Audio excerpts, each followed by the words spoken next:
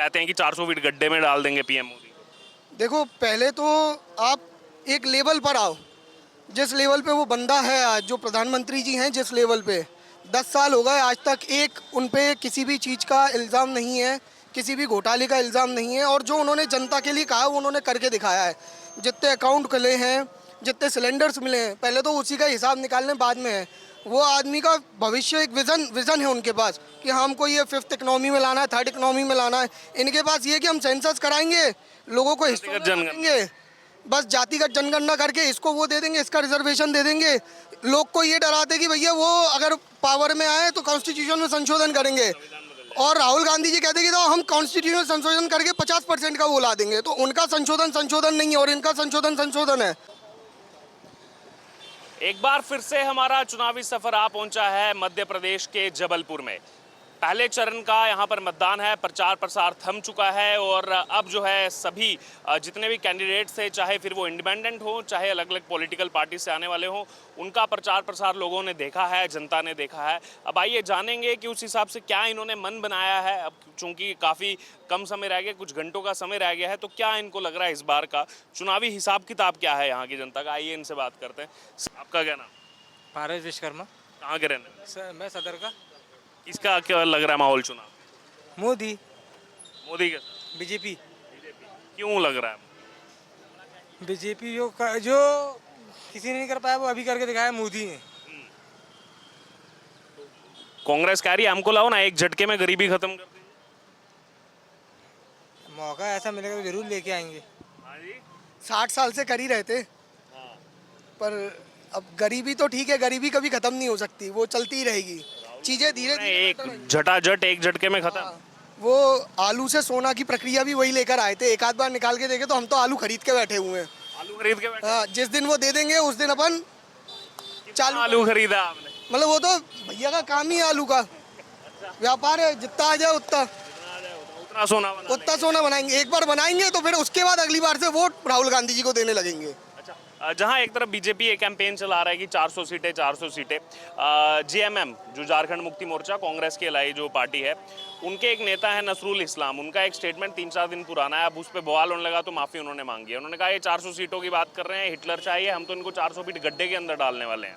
हाँ, तो भैया लोकतंत्र है, बोलने की स्वतंत्रता है इस देश में। प्रधानमंत्री को जब चोर कोतवाल और सब बोल दिया जाता है तो वो भी बोल सकते हैं, उसमें क्या दिक्कत है।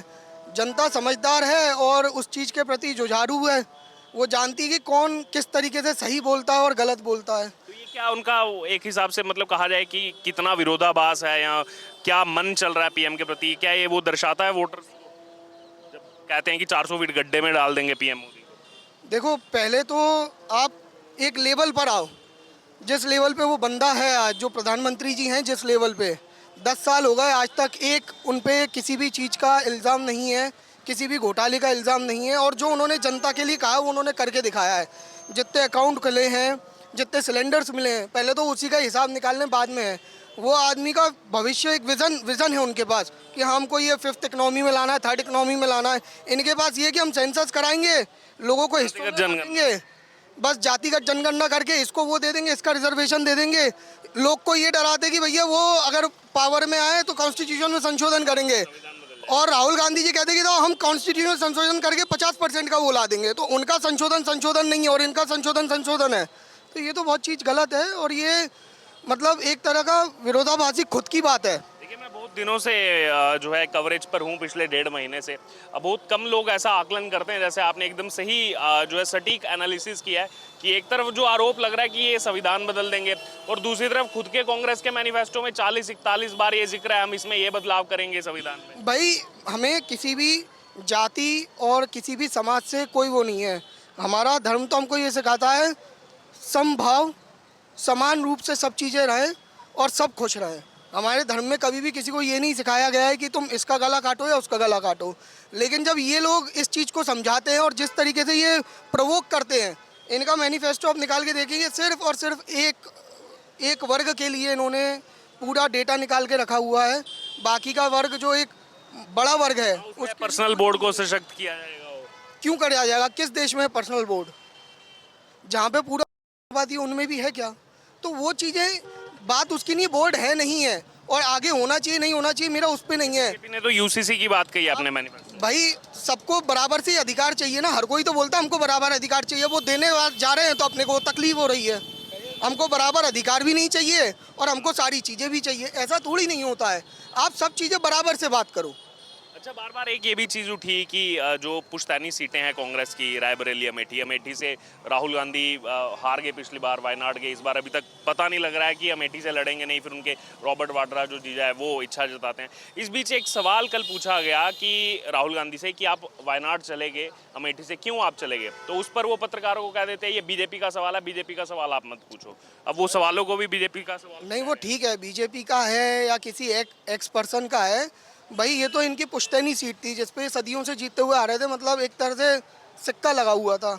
जब उनको समझ में आया कि सिर्फ भैया यही दो शहरों में चीज़ें छूट रही हैं, ये सांसद हैं, एक बार जीतने के बाद दोबारा शक्ल नहीं दिखाते, तो भाई आदमी क्यों देगा वोट? कब तक वो कहते हैं कि वो पिताजी के टाइम की चली हुई विरासत है, वो कब तक चलेगी? एक ना एक समय बाद तो छूटेगी। और जनता उस चीज़ में समझदार है। और आज भी जो वोट है वो वोट उसी पे ही दिया जाता है कि आदमी को किस बात पे भरोसा आता है। राम मंदिर कोई बीजेपी ने नहीं बनवाया, लेकिन उन्होंने उसका रास्ता सही करवाया। अगर ये उस चीज़ को क्लेम करते कि ये तो हम भी करवा सकते थे तो करवा लेते। राजनीतिकरण तो बीजेपी ने नहीं किया जितना कांग्रेस ने करवा के बोल दिया कि मंदिर बीजेपी ने बनाया। हाँ, भाई उन्होंने भाई जिसके समय में बना है, जिसके समय में बना है वो उस चीज़ को आगे करेगा, उसमें क्या दिक्कत है? आप कोई भी चीज़ लाते थे तो आप हर चीज़ में इंदिरा योजना, राजीव योजना, हर चीज़ में अपनी अपनी घर परिवार का नाम लेकर आते थे। आप बताओ उन्होंने कौन सी ऐसी योजना चलाई जहाँ पे सरदार वल्लभ भाई पटेल का नाम हो? बताओ कांग्रेस के और भी जितने स्वतंत्रता सेनानी हैं उनमें किसी का नाम हो? मंदिर तो सबका, आज हमने देखा वो भव्य रूप जब वो सूर्य तिलक हुआ। मान लीजिए कि उन्होंने, चलो बीजेपी का था उस समय, था ना 22 जनवरी के आसपास, उसके बाद अभी 3 महीने और थे, कितनी बार चले गए? आप वहाँ से न्याय यात्रा करके निकल गए, वहाँ से जाकर निकल गए, लेकिन आप वहाँ नहीं गए। क्यों? क्योंकि एक वर्ग को बुरा लग जाएगा। तो आप अपीसमेंट पॉलिटिक्स तो वो कृष्णमाचार्य गए, पीएम से मिलने गए, उनको पार्टी से निकाल दिया। नहीं, तो वो ठीक है, वो उनका अपना खुद का एक समझ है और उनकी खुद की वो चीज़ की बात है, तो देखती है ना सबसे। उनका अपना मन था। उन्होंने पीएम को बुलाया, पीएम ने वहाँ कल्कि धाम का अनावरण किया, वो सब चीज़ें बहुत सही हैं। लेकिन ये इस चीज़ से दर्शाता है कि कांग्रेस का माइंडसेट क्या है, वो क्या करवाना चाहती है अपने लोगों के साथ। आज भी यहाँ पर जितने लोगों को वोट मांगा जा रहा है सिर्फ एक खुद के नाम पे कि भैया आप हमको देखकर वोट दो। उनके पास ऐसा कोई बैनर ही नहीं है कि भैया आप इनको देखकर वोट दो। मोदी जी का वो अपने आप का बैनर है, उन्होंने उस चीज़ को इस्टेब्लिश किया पिछले 10 सालों में। ठीक है, हर सरकार में कमी होती है, कभी भी सरकार परफेक्ट नहीं होती है, लेकिन जो चीज़ स्थायी रूप से चले, व्यवस्थित चले। आज पूरे 10 सालों में आप देखिए, अभी रिसेंटली के 3-4 साल में हर जगह युद्ध हुए। मैं दावे से कह सकता हूँ अगर कांग्रेस होती ना तो कभी इसके साथ में चली जाती, कभी उसके साथ में चली जाती, अंडर प्रेशर काम करती। मोदी जी अंडर प्रेशर में एक बार भी नहीं आए। उन्होंने अपनी नीति को बिल्कुल स्पष्ट रखा कि साहब जहाँ मेरे देश का भला होगा मैं वहाँ जाऊँगा, किसी को बुरा लगे तो साइड में लगे रहे वो। तो ये ऐसा कोई मिलने वाला, मतलब ये होता है ना कि इतिहास में कोई एक सदी में एक ऐसा आदमी आता है तो वो मोदी जी हैं।